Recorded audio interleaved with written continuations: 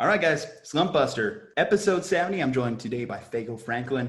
Fago, I think it's only appropriate that we get a break to playoff P on three. Ready? 3, 2, 1.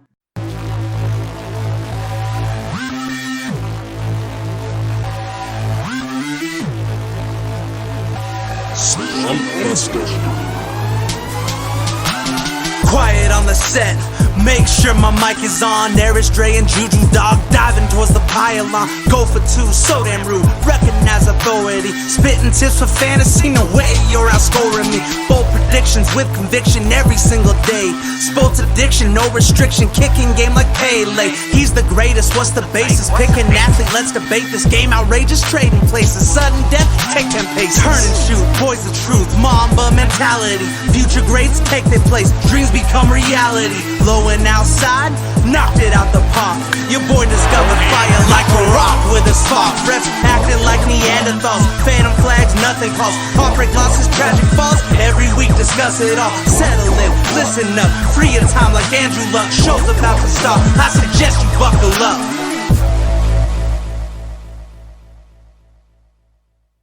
Playoff B. Playoff P. Okay, we got a little bit of a lag here, guys, but we are going to power through.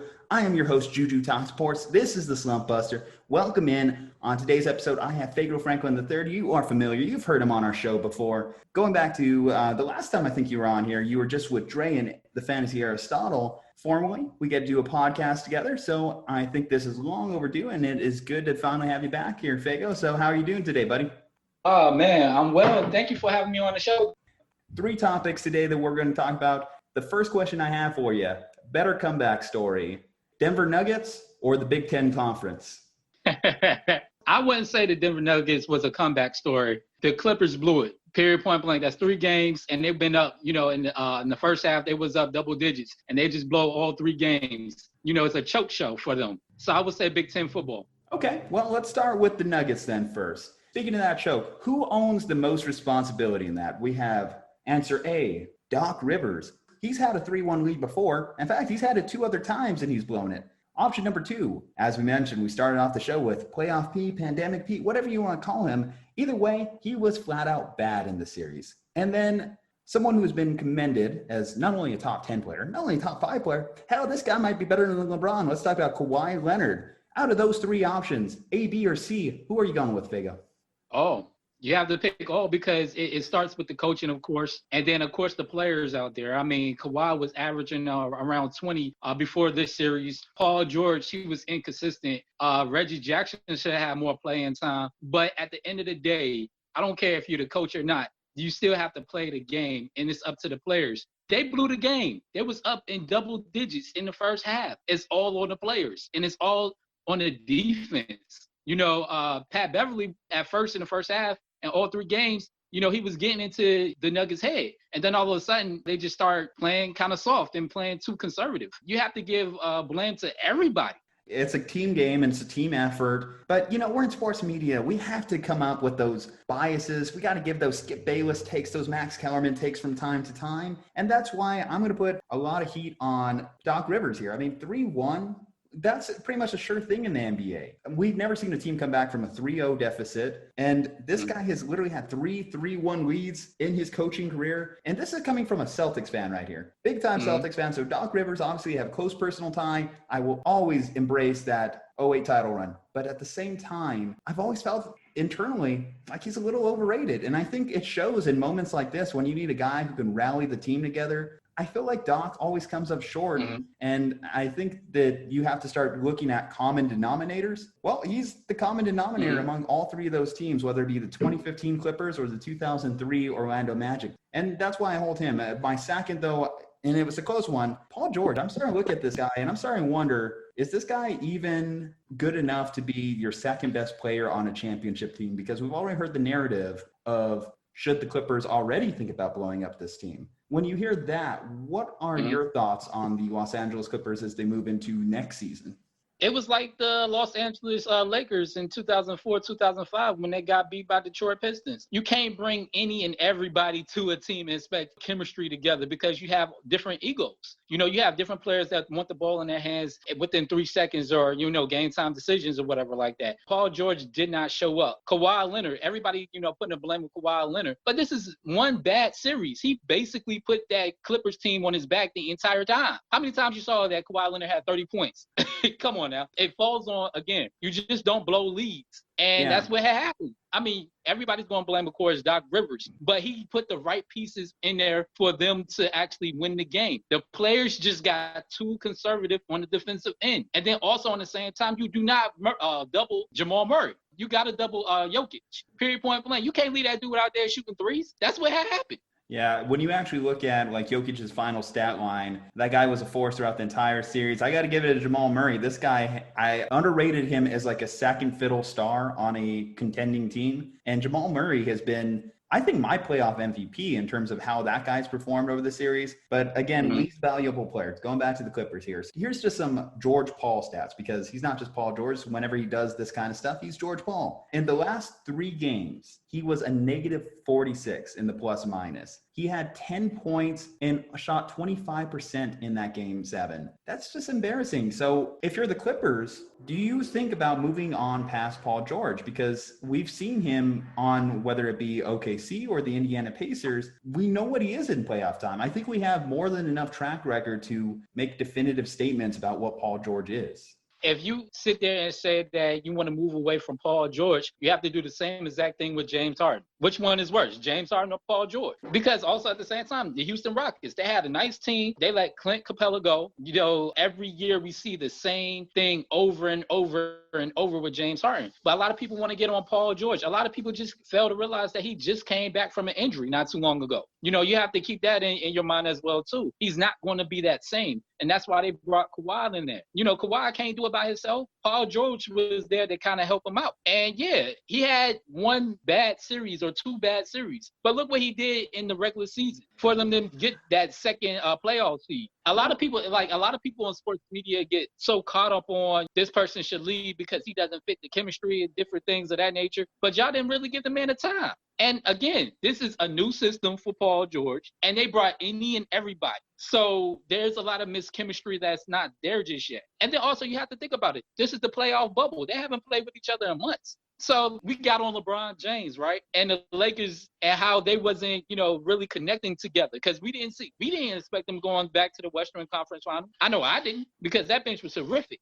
So it's a lot. You have to understand there is different elements right now. And I think, honestly, maybe we could say move on if you give him maybe like next year or either, 2 years being with the team. But not right now, man. Like, they did actually good. When was the last time you actually heard the Clippers going, getting deep in the playoffs or being in the playoffs? Well, I mean, you had Lob City, which wasn't too long ago. And when you think about the Clippers, their championship history as a whole, they've never reached the conference finals, which I think is one of those big albatrosses that hangs over any organization. It's one thing to not make a finals. It's another thing to not make a conference finals. And I could definitely see, I guess, shifting way back to the Doc Rivers argument too, you would say that guy's been surrounded by talent over his entire Clippers tenure. I would say his best coaching job was last year before they acquired Kawhi Leonard and Paul George. I don't know. I just don't like certain pieces about the team. And maybe it just comes down to I'm just not sold on Paul George overall, just moving forward. Because, I mean, I feel like, especially when I saw him jawing with Dame a few weeks ago, it just brought up to the thought, like, what have you done yet to this point, Paul? Are you even a top 25 player at this point? And you're back and forth with Dame and saying, like, hey, you're going to go to Cabo. Well, guess what, Paul? 2 weeks later, you're in Cabo too. I actually was relishing a little bit in the Clippers. Maybe it's kind of bad because on the same time, they were my pick. I just thought that this team was going to go far. They did look great against the Lakers. That seemed to be a matchup, but I guess I underrated what the Denver Nuggets can be. Let's end it more positive here. Let's talk about the Nuggets. How do they stand up against the Lakers, do you think? I think it's going to be actually a good game. I do want to see Jokic and Anthony Davis go against each other. That's going to definitely be a phenomenal matchup. But, man, again, I have to say Anthony Davis and LeBron James, combined, they have to score at least 50 points. I don't believe in that bench. With the Denver Nuggets, they actually have a decent bench that can actually score 40 points if need be. But the Lakers, they have to rely so much on LeBron James and AD. So I would say at least they have to at least have 50 points or more in order for them to be successful and make it to, the finals. But I do say the Lakers going to probably win it in 6. Okay, so Lakers in 6. I think I'm going to go with you on that one. I'm going to say, you know what? Nah, I think I'm going to go Lakers in 5, actually. I guess I feel a little bit better about them. I think rest will actually do them better, considering this Nuggets team has to be worn down at this point. You go back-to-back Game 7s. You have to go back-to-back 3-1 comebacks. I think that's just a lot to ask. It's similar to any team, too, coming off emotional highs. Remember when Minnesota had Minneapolis Miracle a couple years back and then just got smoked by Philadelphia? I feel like we're going to be in for that same kind of events.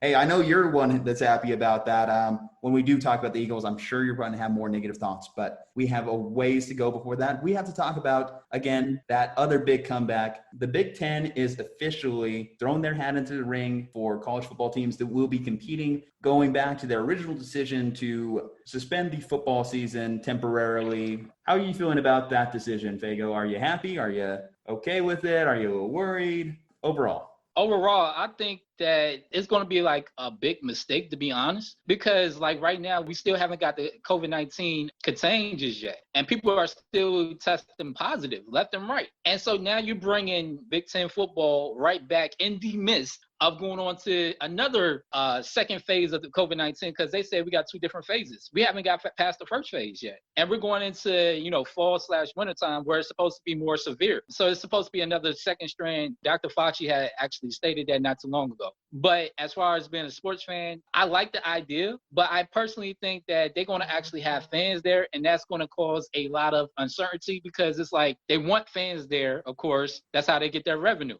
But also at the same time, how can we, contain this virus if fans is going to be in them stands? No, that's a reasonable concern. And coming from someone that was literally at a college football game this past weekend as UT returned, Big 12 play is back as well. I can say, at least being in that stadium, I felt the social distancing was actually really well done by the fans as far as the regulations that we know of to this point. I was at least 3 to 4 bleachers away from the nearest fan in attendance. My roommate and I, we went, and sure enough, it was fine while we were in the stands. And then when you talk about the athletes, of course, they're separated from everyone on the field. And from my understanding of a lot of the protocols, these guys are getting rapid testing. So pretty much they'll get their results that same day. Now, if you're telling me that they're getting their results that same day and we're still negative tests, then I have a hard time making the case for them not to be able to do it. My only concern is, again, like you mentioned, outliers, fans in attendance, potentially bringing it into the stadium. But my only thing on that one is just like, if they're not getting close to the athletes, is it really that much of a concern based off how the virus has been known to spread?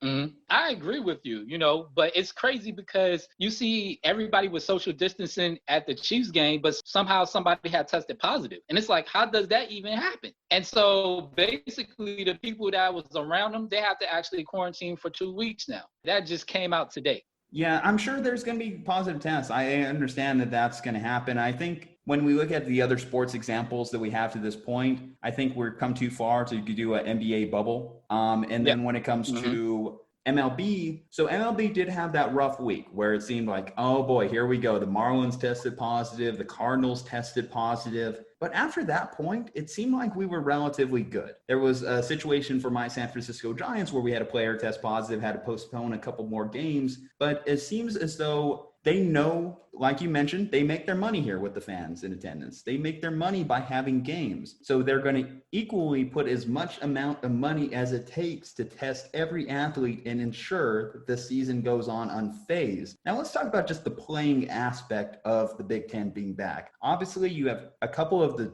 2 premier franchises, premier schools in college football. When you talk about Ohio State and Michigan, you have outliers like Wisconsin, Minnesota, a lot of teams that can compete for that national championship. Now, being that they won't start until mid-October, do you think these teams will either have an advantage or a disadvantage against their SEC, Big 12, ACC counterparts?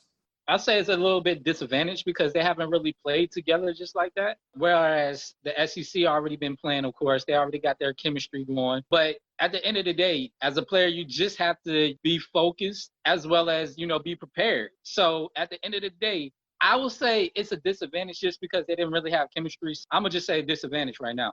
I'm happy for these athletes. Justin Fields, was leading hard on the We Want to Play movement. So I'm happy that he finally gets his opportunity to play. Whether this is going to be his opportunity to potentially jump Trevor Lawrence, pretty sure we're all in unison agreement that Trevor Lawrence will be that undisputed number one, but a lot can happen certainly, especially with these games now getting played. What about the Pac-12, the last of that Power 5? Do you think we'll potentially hear some news from them about them wanting to get started? Obviously, I know you have a lot of schools in California, which California is a little bit more restricted now at this time. A lot of, in general, the Pacific Northwest, from my understanding, too, is a little bit more on lockdown than the rest of the country.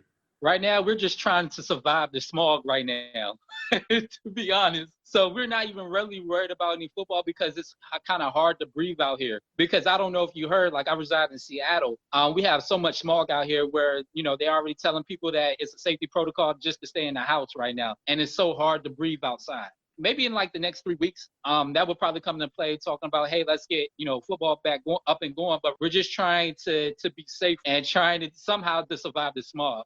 I understand that. I mean, obviously, the Seattle Mariners and the San Francisco Giants had to postpone a game a couple days ago because of that. The Niners were talking about moving one of their games because of the smoke issues going on as well. Do you think, though, with that said, it is a good or bad look for the conference if they decided to not have college football at all, given that the Pac-12's relevance in college football has really been dwindling over the years? Obviously, USC tends to lead the charge when it comes to how people generally think of the Pac-12 conference. Of course, Washington's always been competitive. They might be less so now that Chris Peterman's not necessarily there. What do you think about the Pac-12 moving forward, whether or not they decide to start up again or whether they don't? Like right now, and this is just my personal opinion, I love sports and we are in sports media, but also at the same time, you have to worry about people's safeties. Like again, as I told you off the air, we've been stuck on phase 2 for a very long time. We have to get this kind of contained. Like all sports, I understand that, people want their football back and different things of that nature, but at the same time, I'm trying to travel a little bit more. We can't travel if there's fans and football when there's a virus still out there that's still killing people. No, that's true. And it's a unique year. I think a lot of adjustments have had to be made, a lot of concessions. We've had to relegate 100 plus MLB games. We've had to lose out on traditional start times. I think people are starting to try and find normalcy at this point. But like you mentioned, there's a lot of challenges each and every day that we just keep getting presented. If it's not COVID-19, it's just fires everywhere. Just the whole world's on fire. It just is what it is. Yeah, from protesting to smog to fire, tornadoes, and it seems like the world's about to end.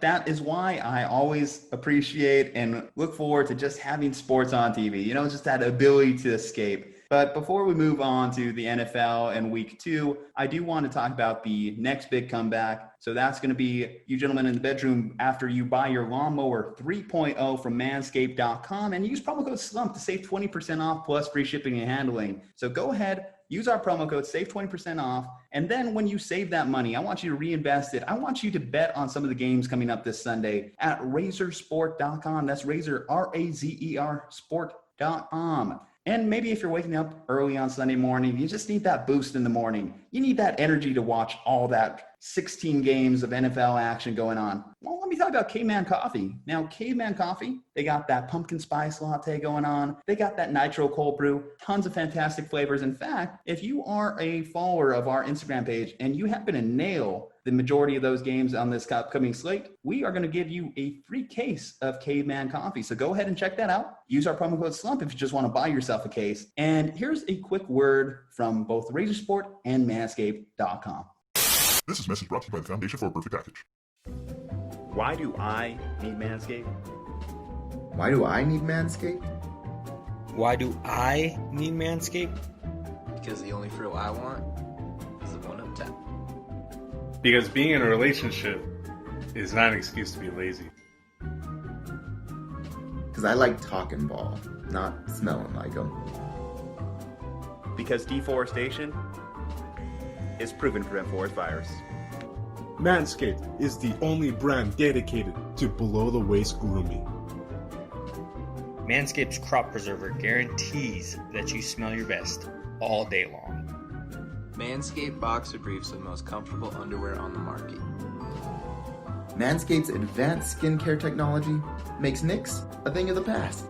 Manscaped is the #1 in men's grooming. Subscribers get 2 free blade refills every 3 months.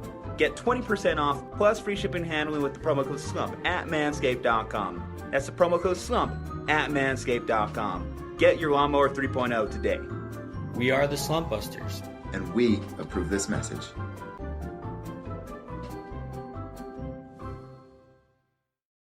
I'm LeBron James.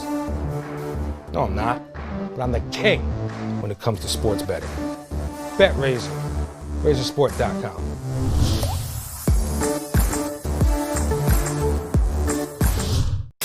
All right, guys, we are back. So once again, Juju Talk Sports. I'm joined by Fago Franklin III, and we are about to break down NFL Week 2. So depending on when you're listening to this, probably the Thursday night football game has already taken place. I'm not too sore about that. I'm probably going to make a bad prediction here on this upcoming game, but it's going to be the #1 overall pick from this past season, Joe Burrow, going into the home of the #1 overall pick from a couple seasons ago, Baker Mayfield. The Battle of Ohio between the Cincinnati Bengals and the Cleveland Browns. Currently, Vegas has this as +6 in favor of the Bengals. Fago, how are you feeling about this Thursday night matchup? Oh, man, I really want to see the Browns actually get a W, man. There have been speculation that, like, they're thinking about trading ODJ because they feel like, you know, he's not worth the money. They're very talented, and I like Baker Mayfield, but he just hasn't been the same since his rookie year. I don't know what's going on in his head, but I think he's trying to force feed ODJ. I do like their running back. They have a nice offensive line, but at the same time, Baker Mayfield cannot read defenses. Yeah, and one of the takes that I respect from one that I follow, he's been on the show before, John Middlecoff, a former NFL scout, he has said something that I think is very true about Baker Mayfield. He needs to realize he's not the best athlete on the field anymore. He can't outrun these defensive tackles, these defensive linemen like he used to when he was playing at Oklahoma. So he has to just become a better pocket quarterback. And until he does that, he has a lot of concerns and a lot of holes in his game that need to be adjusted. In this just relegated Thursday night football, this should be a win for them. I mean, Vegas has them almost as a touchdown favorite. But when you look at what the Bengals did last week, they were competitive. They were gritty. They were in that game. In fact, you can make a good case that they should have won that game if their kicker didn't blow out his calf or whatever happened on that missed 27-yard chip shot. But Joe Burrow, I like what I saw, considering, you know, for a guy making his first start of his NFL career with no preseason, a weird training camp, no OTAs. I thought it was pretty good. I am going to go. Who am I going to pick? Who am I going to pick, Fago? I'm torn here. I'm going to say the Browns. I guess I got to go with the more talented team in this case. I'm going to go with the Browns, but I don't like it. Part of me wants to say upset tonight. I'm going to say 24-14 Browns. Okay. So, you know, so we're both on the Browns, varying degrees of it. Again, I could see this game swinging in the Bengals' favor. Just they're going to want to prove something in this matchup as much as the Browns do. But I think after a game blown out by almost 30-plus points against Baltimore, the Browns have a lot more to prove this week. Okay, let's move into that Sunday slate. First game up, so that is going to be the New York Football Giants against those Chicago Bears, so two organizations of the old guard. The Bears are currently a 5.5-point favorite according to Vegas. The Bears very easily could have lost this game this past weekend against the Detroit Lions. In fact, they should have, because if it wasn't for a DeAndre Swift drop in the end zone, they would have gone home losers. They would have been the Bears. And got to give it the fourth quarter Mitch. As much shit as we talk about Mitch Trubisky on this show and sports media, everywhere you look, Mitch Trubisky, the guy came through and he led a huge comeback for his team. And then when you look at the Giants, they played on Monday Night Football. They faced a tough Pittsburgh Steelers defense, one that limited to Saquon Barkley to less than 10 rushing yards. That's something you won't see too often, or at least you certainly hope not if you're the New York Giants. I think I like the Bears to win this game. I think that their defense has the ability to really get to Daniel Jones. Of course, you got Khalil Mack, all these talented like pass rushers, Robert Quinn. I think that then that's going to be their opportunity to shine. I don't expect big things out of Mitch, but as long as he's not turning the ball over or missing wide open wide receivers, I think the Bears are going to be in a position to win this game. Fago, where are you on this one? I'm going to pick the Giants. I like what I saw with them. I feel like that offensive line is a little bit shaky, to be honest. I'm going to go with the Giants 14-7. 14-7. Okay, so a touchdown for the Giants. So going against the Vegas Gods, I like that. An underdog pick. Don't mind that. Like I said, I think that the Bears defense, I like a little bit more. I think they could get to Daniel Jones and potentially cause some turnovers in that backfield. I guess we are split on this pick, my friend. Okay, next one up. So the Falcons, coming off a very disappointing home opener against the Seahawks, will be going into Dallas to face the Dallas Cowboys. And as much as it pains me to say this, the Dallas Cowboys got screwed on Sunday Night Football. We got to be real about that. That Michael Gallup OPI, this will come from an Eagles fan. Objectively, that was not an OPI, right? It was a bang play. It was a bang play. Okay. So the bias shows through. I'm not biased by any means, but they did miss a face mask call a couple plays back. So I guess they was like, hey, we're going to give them this one. And it happened to be a game-changing it was a game-changing factor within Cowboys losing that game. But you can't just leave it up to one play. The Cowboys had multiple chances to win that game, and they blew it. It's true. It is an accumulation of 4 quarters of play that leads to a final score. It's not just one play. I will agree with you on that. That's what I always say to everyone. But at the same time, Cowboys fans, you got screwed, but that's okay. I enjoy watching you. Just know that at least it brought joy to me, considering my Niners also blew it earlier in the day. But going back to the game itself, so the Cowboys are 4-point favorites at home against this Falcons team. And one thing that showed through on Sunday was that the Falcons defense is still just as bad as last year. Dan Quinn, I don't know how many more weeks this man has left. So I'm going to pick the Cowboys to roll at home to be able to torch this defense. I mean, we're talking about one of the best wide receiving cores in football between CeeDee Lamb, who looked good in his debut, Michael Gallup, and Amari Cooper. I don't think they have enough guys to cover those horses back there. So go ahead and give me the Cowboys. I think probably by a couple scores. I think they're going to beat their projection here. I'm going Atlanta. I'll say it's going to be a 28, maybe 21 game. It's going to be a high-scoring game. Matt Ryan threw for 450 yards. Julio Jones went off, had around $150, if I'm not mistaken. Don't quote me verbatim. However, Todd Gurley is going to have to have a breakout game. I mean, 54 yards, you ain't getting it done. They brought you in there so you could be a threat, and you was not a threat in the first game. And so I think, honestly, if Todd Gurley could get running and he actually have maybe 90 yards or a 100-yard game, they're going to put some points up on the Cowboys. And that's a horrible Cowboys defense as well, too. They was getting torched last week. I'm going to say, 27-21.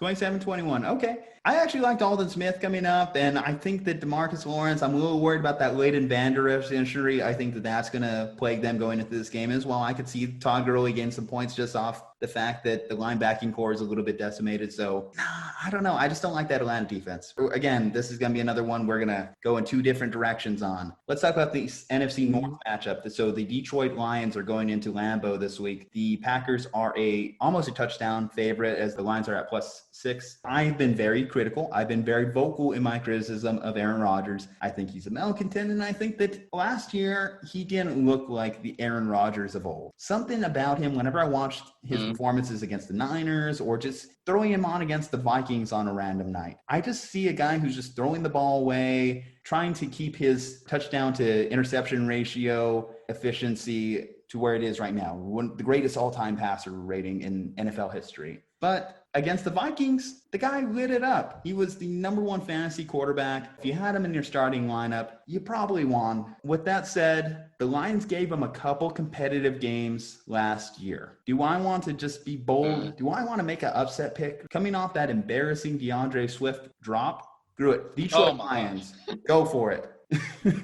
I'm complete opposite again. I'm going Green Bay. I love what I saw with Aaron Rodgers. He looked like he's back. He threw for a couple of touchdowns. He looks like he's in great shape. This is the Aaron Rodgers that we're so accustomed to. And I love that defense Green Bay has too. Their offensive line held up for Aaron Rodgers. But I love Aaron Rodgers. What I saw last week, I'm like, yo, he's back, baby. So I'm picking Green Bay. I'm going maybe 34-28. See, I could just name this podcast the Aaron Rodgers Doubt Podcast, and I think it would just sell just fine because I think at this point I have been one of his biggest haters. But neither here nor there. We're going to just have to be split again in this matters. Hopefully we can agree a little bit more on this next matchup. Should be a pretty easy one, or maybe it's not, because this team showed a little bit of fight, a lot more fight than I expected them to have. The Jacksonville Jaguars at plus 7.5 against the Tennessee Titans in Nashville. Obviously, I was wrong. I said that the Jaguars would finish 0-16. Well, guess what? In week 1, they proved me wrong. Gardner Minshew, 3 touchdowns, 1 incompletion, not even an interception. This guy was efficiency encapsulated. Going against the Titans, who were in the AFC Championship game just last year, played on Monday Night Football, so a little bit of a short week for those Titans going back to home. I don't like the Vegas line. I think after seeing what the Jaguars could do, I think that it's possible that they could keep this one to be a little bit more of a closer game. But I've also seen Derrick Henry run over the Jacksonville Jaguars consistently over the last 2 years. So part of me thinks that it's going to go that way. I'm going to go with the favorite in this one. I am going to go with the Titans. I think Derrick Henry, again, is just going to run through these Jaguars defenders. I agree with you on this one. Again, Derrick Henry, I think he's going to have a big game. He had a disappointing game last week. That kicking, they got to get a better kicker. I mean, come on, man.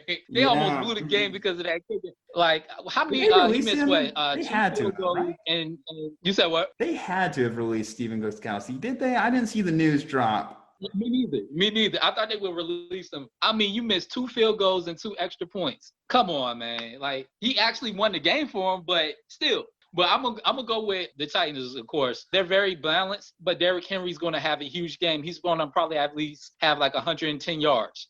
Okay, 110 yards. I could see that. Over the last couple of years, he's ran for almost 200. I think he actually eclipsed 200 against this Jaguars defense at one point. And that was actually when they were Saxonville. Tells you that whenever he sees that jersey of the Jacksonville Jaguars on the other sideline, he knows, okay, I got to stiff arm like 5 dudes on my way to the end zone. He just has his best runs against them. I'm intrigued in this matchup. It's a pretty good one coming up here. So the Minnesota Vikings, obviously not how they wanted to start their season. I was projecting the Vikings to be a potential dark horse Super Bowl contender, and Aaron Rodgers wasn't a bad man. He was a bad man against them. They're going to go into Indy. Indy is going to be the 3-point favorite in this matchup. Indy, obviously, losing to those Jaguars was not great by any means. Philip Rivers, I don't know what it is why year after year after year we have the same result. The Chargers down, or now the Colts, down a touchdown, 4th quarter. Philip Rivers has the ball, drops back, throws it, picked off. How is it that I could literally pull up a 6.5-minute video compilation of that exact play? How? Philip, I love you. I always loved his mic'd up moments. He's a gritty competitor, but what the hell happens to this man in clutch situations? Before I move on to what we think for the game, do you think that Philip Rivers can have this Colts team in the playoffs, Fago? Oh, no. No, look who's in their division. I mean, the Titans going to probably win that division, to be honest. I'll say they might go 8-8, if that. But you got a future Hall of Famer in Philip Rivers. He's going to, get that team in the right course. But I think after this year, he's going to be gone or either retire. I think that this week, I could see the Colts trying to keep the game plan pretty simple. They're going to want to feed their rookie running back, Jonathan Taylor, a ton on the ground. Marlon Mack is not going to be there this week. Nyheim Hines showed some promise for you fantasy owners. You might have seen that name pop up on your waiver wire. But I think that the Colts will defend home this week. They'll get back on the right track. I hate to see the Vikings go 0-2, but after what I saw in week 1, the Colts should have won that game. They frankly should have. They found a way to blow it. I guess I'm a little more concerned after seeing how that Vikings secondary played. It's very patched together. It's a very new group. If Philip Rivers is able to take advantage of their young corners and they're able to just run down the clock with Jonathan Taylor, I think that they're going to win this game close. I think that Vegas line will stand up. It's going to be about a field goal game at most. And I'm going to have to say I'm going with Kirk Cousins. I feel like he's going to – yeah. He has always been inconsistent in his entire career. I'm going to have to say against the Colts, he's going to actually throw for 3 touchdowns and get back to the Kirk Cousins, Captain Kirk, which we once know him as last year, where he got that big contract and, defeated Green Bay in the playoffs. He's going to go back to Captain Kirk. I love their offensive line. Their running back, he's definitely decent. I think he's going to at least maybe potentially run for 90 yards. This is, again, against a Colts defense that gave up a lot of yards last week to the Jacksonville Jaguars. So I'm picking the Vikings. I'm going to say 2013 Vikings. Okay, next matchup up. So the Bills have started to establish themselves as the future leaders of the AFC East by beating up on the Jets. Moving on to this week, will they be able to do the same against those Miami Dolphins? The Vegas has this one at the Dolphins +6, a pretty low over-under line, 41. I could see that because the Bills typically don't tend to run up the scoreboard overall. And I do like Josh Allen. I will say, though, if you watch that Jets game closely, because it's easy to lose in a blowout, he was missing some easy throws. He missed Stephon Diggs in the back of the end zone. He fumbled a couple times. So he still is not a quarterback without mistakes. Overall, though, Buffalo just has the better team. They're the better team by a mile at this point over the Miami Dolphins. So I'm just going to go ahead and pick them. I'll make it easy. Buffalo by 10 points. I'll agree with you. I'd say 13. Someone's going to miss a field goal. The Dolphins is rebuilding in general. So Ryan Fitzpatrick still got that starting job, correct? Yeah, he's probably I can see him having it for a few weeks. As far as Tua talks, where are you as far as what week you're projecting Tua to be in? I've said week 6 on past shows, and I think that's still going to hold up. We agree on that. I was going to say week 5, but I'll extend it out because Fitzpatrick, he's always been good, but not good enough to keep that starting position. And with Miami, if they lose like 3 more games, now he's on like that seat is a little bit hot. And they just got, a new quarterback, so they're going to test out Tua. So I think he's going to actually get that starting job week 5 or either week 6, mainly week 6. Projecting for the future when it comes to the Dolphins, Bills, we expect to roll in the present. Moving on to the next game. This one hurts because my 0-1 San Francisco 49ers will be flying into New York this week to hopefully demolish the New York Jets as tribute for that week 1 pathetic performance that we saw. I am definitely what you would call bitter after seeing that. If I have to see Dante Pettis line up a single time starting for us at wide receiver again, I am ready to chuck my remote through my television screen.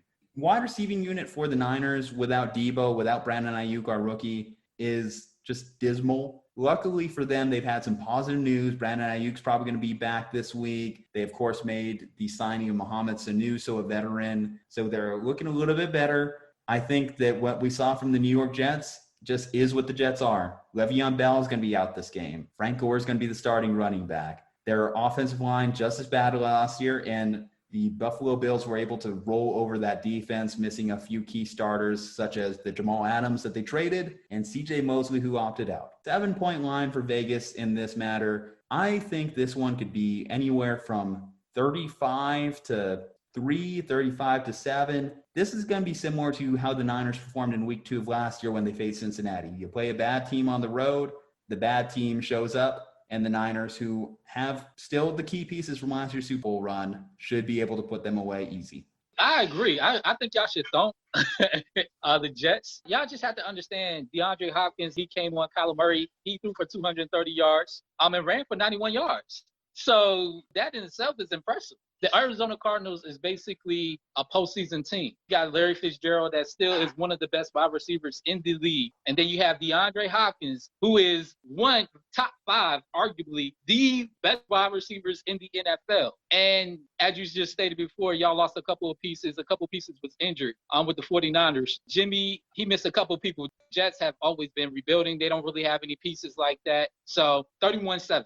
I might have to dispute you on the Cardinals as a playoff team. I have disagreed with that vehemently overall. I know that they beat my Niners, but I'm not ready to put that crown on them just yet. They still have a lot to prove to me. I think that they showed up in week 1. Every team believes they're a Super Bowl contender in week 1. That's one of the best things about the NFL, and I think that they were just able to get the better of the Niners this particular week. When I talk about injured wide receiving cores, you know my pain. As an Eagles fan, you absolutely know my pain, because who is Carson Wentz throwing to these days? Last year, you guys are literally picking up Greg Ward Jr. Yeah, dude. You have Deshaun Jackson. Well, hopefully Deshaun Jackson is enough, because you guys will be welcoming into town the Los Angeles Rams. Vegas doesn't know what to make of this game. They have the Eagles right now as a point favorite, pretty much a toss-up, especially when you consider that usually as a home team, you're given a 3-point advantage. Vegas is essentially saying they believe that the Rams could go in and beat you guys. After what happened with the Washington football team,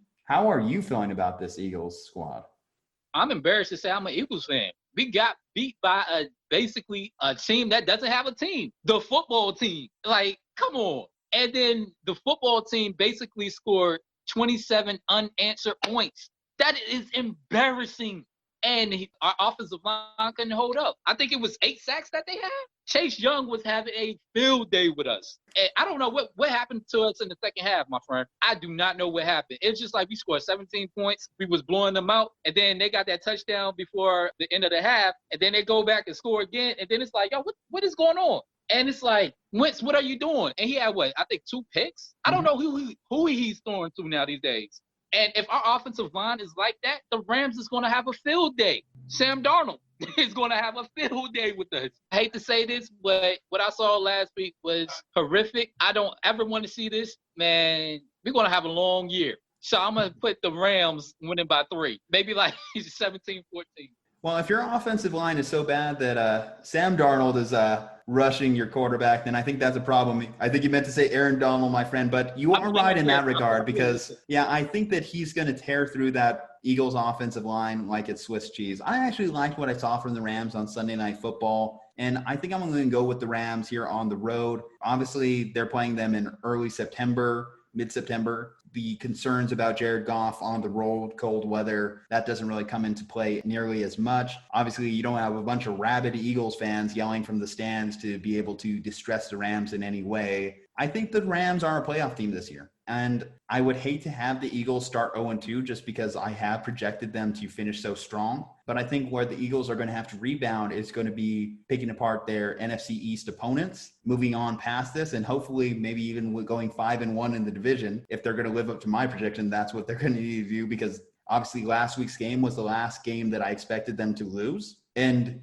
when I compare as far as what was the worst losses of the week, I expect the Detroit Lions to be bad, so them giving up 21 unanswered points to Mitch Trubisky doesn't surprise me nearly as much as the Eagles giving up a 17-point lead to again, who are the Washington football team? The football team. Yeah, you have Peyton Barber's.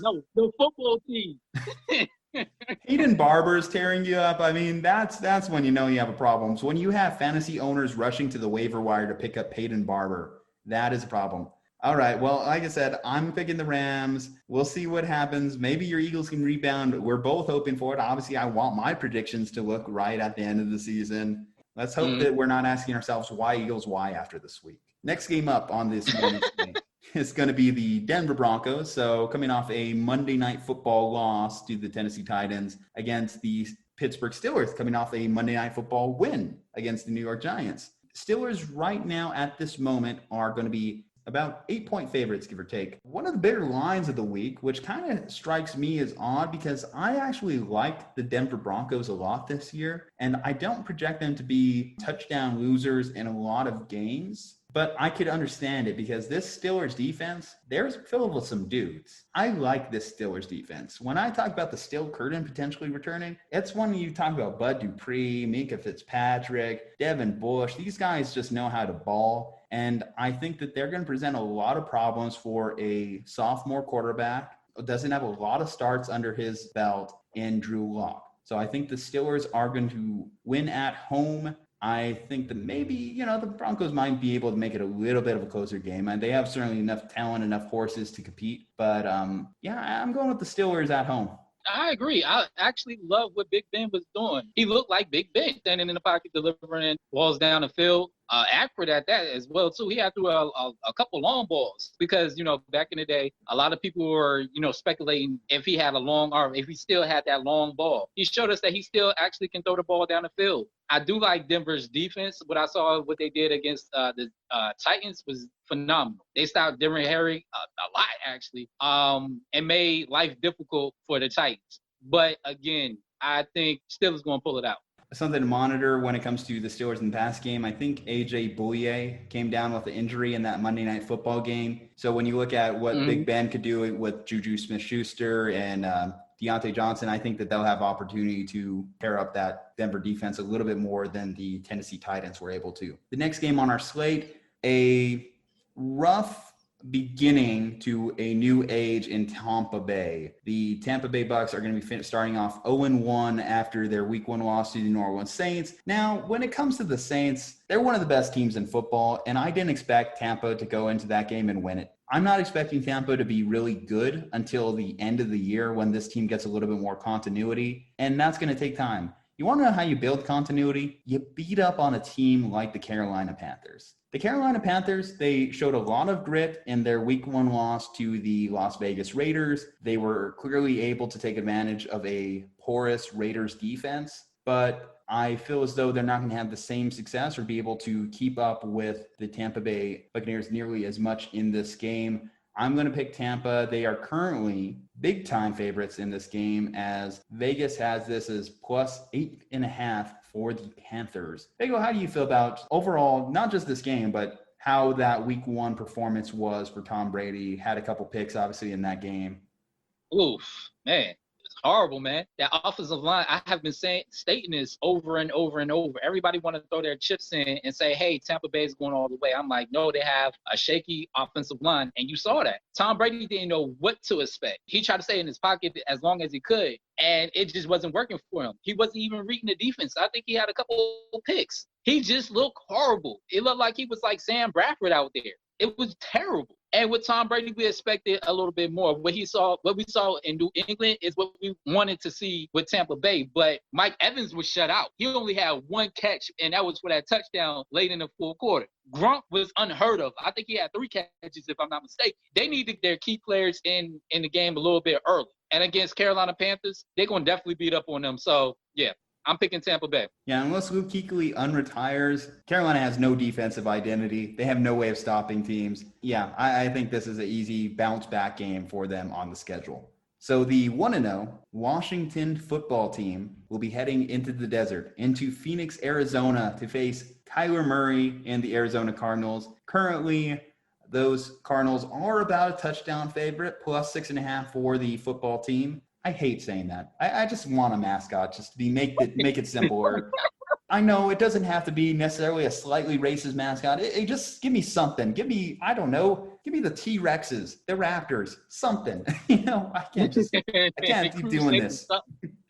But you mentioned in the Philly game, Chase Young, he was a force. He's looking easily like he's going to defend his Vegas upside of being the rookie defensive player of the year. Against the Cardinals, though, what the Niners learned, it is hard to bring down Kyler Murray. Every time you get in his backfield, anytime you get in the pocket, it's so important to not break contain, to keep him in there. You can make him have bad decisions if that's the case. But overall, if you allow him to scramble and get out, he's going to burn you. That's the problem when you have these mobile quarterbacks. And I think that it's an easy decision for me to say that the Cardinals are going to win this game. I think that obviously there was a point where the football team was down by 17 points. It was just a putrid performance by the Eagles defense in the second half. I think that the Arizona defense is going to be slightly better, as good as they can be. And I don't know who's stopping DeAndre Hopkins if they target him as much time as they did in that Niners game. So easy call for you as well? Yes. Yeah, because the big key factor is, of course, DeAndre Hopkins. And then Kyler Murray, as you just stated before, he's not a pocket passer. I don't know what happened to Carson Wentz, but he stayed in the pocket way too long. You got to roll out. And with Kyler Murray, he rolls out. And as we saw, he was very effective, having 90 yards on the ground last week. So, Cardinals. Yeah, just keep running boots away from Chase Young's side. I don't know how the football team is going to be able to stop you exactly. This one I'm excited for. The Chargers barely escaped with a win on Sunday, but they're going to be welcoming in the Chiefs. This is, a tough division matchup. I think that both these teams, well, obviously I believe the Chiefs have repeat champion potential, but the Chargers I certainly think could be a playoff team just based off the talent they have spread across their roster. When these teams have matched up in the past couple years, it's been apparent that just the speed kills for the Chiefs. It's going to be hard for them to be able to sustain them. Obviously, losing a key piece in your secondary like Derwin James doesn't exactly help you stop players like Travis Kelce, Tyreek Hill, and company. I predict the Chiefs are just going to have a very dominant year following that Super Bowl. I had them going as high as 14-2, and I wouldn't be surprised if you told me they finished with a better record than that. So I'm going to, of course, pick the Chiefs because I predicted it in the start of the season. So I just got to roll through at this point. I agree. You saw what they did with the Texans. They dismantled the Texans. You got to stop Tyreek Hill. I don't see nobody on that Chargers defense that can stop Tyreek Hill. And then also at the same time, with the Chargers, they kept the game close because they had the future Hall of Famer with Phillip Rivers. They don't have that anymore. So now they're just starting over, and their young quarterback can't really read defenses like that. So that's going to be a blowout. Should state that Tyrod Taylor is still currently making the starts at the moment, and I don't know how much longer he's going to be making those starts because you are going down to the wire with the Cincinnati Bengals. That's something that shouldn't really happen when you have the pieces like the Chargers do. How much longer before you believe Justin Herbert is going to be making those starts behind center? Oh, man, that's kind of tough because I do like that Tyrod at you Taylor. Because I threw you the 201. Like, nobody really gave that man a chance. Nobody really gave him a chance, not even when he was with Buffalo. And he took Buffalo to the playoffs. And then the next year, ended up getting traded to the Browns. He got hurt. Baker Mayfield took his position. Then he got shipped off to the Chargers. And this year alone, nobody expected Tyrod to get the starting position. So I say if they don't get 3 wins right now, I say week 4, week 5, he's out. New guy got to come in, the young rookie. I love Deshaun Watson, but Deshaun Watson and the Houston Texans have a less than ideal matchup following the Chiefs last Thursday. They get to welcome in Lamar Jackson and the Baltimore Ravens into town. This is not fun for you if you live in the Houston area code, as you get to face 2 of the most dominant teams in the AFC back-to-back weeks. And you would say that the Texans are probably in that 3rd tier, but clearly we saw against the Chiefs, there's starting to become a wide gap between those two. Do you think the Texans have what it takes to manage to hold up against Lamar Jackson, Fago? Not even. Brandon Cooks got to come alive. He disappeared. Where was he in that first game? And you get this man, you pay him money, and you get Brandon Cooks, and you let DeAndre Hopkins go? What kind of crap was that? I don't get the Texans. And then their defense held up in the first quarter. Second quarter, third quarter, fourth quarter, which is a blowout. It was just like, oh my gosh, what is happening? And you got Lamar Jackson coming in. You cannot contain Patrick Mahomes, so you expect me to believe that you can contain Lamar Jackson. It's going to be another blowout. And we're going to look at him like, yo, this is the second highest quarterback you paid? Come on now. I mean, it's tough to dispute. I think that when we consider what we saw in that season opener, the Houston Texans were not nearly up to the par or at that tier of the Chiefs. Now, week 3, we get to see actually the Chiefs and the Ravens go head-to-head, so that's going to be fun. But so actually, if you think about it, pretty much the top tier of the AFC has been facing off in this season's early going pretty consecutively, which is nice from a scheduling perspective. But going back to the game itself, you mentioned Brandon Cooks. And I've said on the show, I'm not defended, but I just am not so much on the Bill O'Brien's an idiot bandwagon as a lot of people are. Mostly because I look at a guy like Brandon Cooks, yes, he disappeared. And believe me, as someone who started Brandon Cooks in multiple leagues, the fact that he disappeared was all too apparent to me. But the man has been a 1,000-yard wide receiver on 3 different franchises. He hasn't missed as many games as other people would think. I think, and Deshaun Watson, I think obviously we've seen this guy in national title games. We've seen him with the spotlights on him. He is a star. He's a stud, but he does have things that he can improve on. He's not a finished product yet. Maybe internally in Bill O'Brien's mind too, he does want him to stop using like a security blanket, like a DeAndre Hopkins, spread the ball a little bit more, go to a second read. And I think that hopefully throughout the season that can develop for the Texans. I have them finishing strong, starting off poor, and that's going to be a big part of that, why they lose to the Ravens this coming week. It's going to be a touchdown line for the Ravens. Do you think that they live up to at least the projection? Do you think this is equally going to be a blowout? It's going to just be a blowout. It's going to be a sad blowout. They'd be lucky if they score any points. Any points? Damn. You are really low on that Houston offense. That Chiefs games was just disappointing. It was like, hey, it's football. And it's like, oh, it's the Texans. Yeah. Then the second quarter, you look at the second quarter, you were like, yo, let me turn the channel because it's a blowout. I would like to think that they bounce back a little bit more. I think that the Ravens will cover. I think that maybe be it'll be a couple touchdown game, or at bare minimum, if the Texans are getting blown out, I could very easily see the Ravens allowing the Texans to get some garbage time points, at least make that line a little bit more scary for the bettors out there.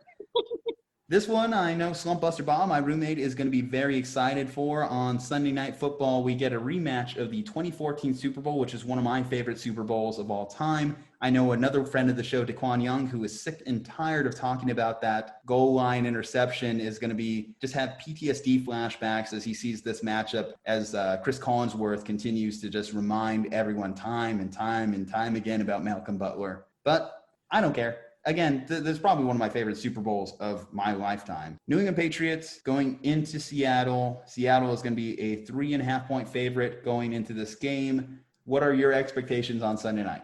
Should be a good game, to be honest. If Cam can actually read the defense like he did with Miami, he's going to be a problem. But I love what I saw with DK Metcalf. Man, he's coming into his own. And Russell was just on point. It was like he didn't lose no type of chemistry with none of his wide receivers. He was just like, hey, this is playoff Russell Wilson. And, of course, it was against Atlanta Falcons. They had a breakdown in their coverage a couple of times and big plays down the field. But I think this is going to be an evenly matched game. So I'm going to say it's going to be like a 2017 game where it's going to go into the fourth quarter down. I think the Patriots is going to be down with 2 minutes left. And I think something's going to happen. And, Seahawks going to escape. I could see that exact scenario play out as well, mostly because I've seen Cam against Seattle. Cam, Carolina, has always had a lot of tough competitive games against Pete Carroll, the Seahawks, Russell Wilson. So why not again here now that he's wearing a different uniform? I am intrigued to see how the game plan, though, is, because against the Miami Dolphins, they were not scared to run Cam. They were running him a lot. There was a lot of quarterback power reads. I don't know if Cam can necessarily sustain that throughout the course of the season, but at least for week one, it looked fine. And if he's able to run over defenders, I'm a little more scared of doing that against the Seattle team when they have some big hitters like Jamal Adams and Bobby Wagner. But you know what? Without the 12s being in attendance in Seattle, screw it. I'm going to give this to the Patriots. That's going to be my upset pick on Sunday Night Football. I'm going to give it to the Patriots. I am intrigued to see how a Seattle home game is, given the lack of fan attendance. Obviously, we've always given Seattle this huge touchdown advantage every time they play in Seattle, but that's not the case this year. Another caveat of these weird coronavirus times. Let's talk about the Monday night game. And this one's a little bit near and dear to me because part of me really wanted to go to Vegas for a game this year, to sit in those stands, to see how that new stadium is, the Death Star as they're calling it. The New Orleans Saints will be going against the Las Vegas Raiders. The Saints are a 6-point favorite. And based on what I saw in the Carolina game, not too much analysis here. The Raiders defense is bad and the Saints offense is really good, i.e., the Saints will win by a lot in this matchup. I don't see who's stopping Drew Brees, Kamara. Michael Thomas will not be in this game, which is going to be hard, but I think one thing you've always noticed about Drew Brees, I don't know if this is the same case, but for the most part throughout his career, he's always been able to elevate wide receivers. I go back to his Thursday night Thanksgiving game performance 2 years ago where he found a way to make Kirkwood Smith and a bevy of other guys relevant. A lot to little for the New Orleans Saints. Fago, Monday Night Football, same deal. Same, yeah. And then, of course, they got Emmanuel Sanders out there. So they're good. Incorporate him in the offense. They're good. It's going to be a blowout win. That offensive line for the Raiders, a little bit shaky, man. A little bit shaky out there. So I'm going to say, 40-7. They're going to run it up on them. 40-7. I may give them a bit more of a generous one. I'll maybe go like 35-14. I think that the at least the offense for the Raiders looks good. They might, you know what, it might even be a little bit closer. It might be like 34-21. I could see the offense putting up some points. Might be close in the first couple quarters, but then eventually the Saints just separate. And I think that's going to be the defining point of this game. Okay, well, that's going to do it for NFL Week 2. Fago, thank you again for coming on the show. Last time you were on the show, we didn't get a chance to ask you our favorite all-time question for guest. What is your favorite all-time sports movie? Remember the Titans. Very inspiring. Yeah, okay. Very inspiring. It is. You know, I just, you're like the 20th guest that's dropped. Remember the Titans. And I get it. Just, what's second? Let's talk about what's second. I'm curious now. I gotta know what your rankings are. Man. I should put that first. Instead of Remember the Titans, I love He Got Game. Okay. He Got Game. At least that adds a little bit more diversity to our lineup of because one day I'm going to post all these favorite movies and just see where we're at for all our guests because we've had a wide array of answers to this point. Okay, Fago. Well, here's the last thing I need from you today. I need you to tell the people where they can find you, what they can find you doing, what you're working on, basically all the shameless plugs that help people expand and grow your audience, because you do obviously a ton of great stuff on your Instagram, posting pictures and videos every single day. Well, thank you. You can find me on Facebook, Fago Franklin III. My Instagram is superjournalist87. You can find me on LinkedIn, Fago Franklin III. I have a YouTube channel, Fago Franklin III. Or if you want to see any of my work, my articles, some of the interviews I have done with a lot of celebrities and athletes, as well as I have covered Super Bowls, you can just Google me, Fago Franklin III. And that's Fago, Fago, Franklin III. I'm a sports journalist. I've been in the sports media for 8 years, and I ain't going nowhere. So it's a blessing. And if you want any updates or you want to figure out what's going on, just look me up. Okay, speaking of not going anywhere, hopefully you aren't, and hopefully you're subscribed to the Slumpbuster Podcast, whether it be on IG at Slumpbuster Podcast, on Twitter at Slumpbuster Pod, on any of the various social media platforms. Don't just stop there at subscribing. Check out our sponsors, manscaped.com, Caveman Coffee, razorsport.com, promo code SLUMP. Go ahead and bust the slump with those 3 sponsors. Other than that, folks, I need you to do one more thing for me, and that is stay safe, happy, and healthy, and we'll see you in the next time.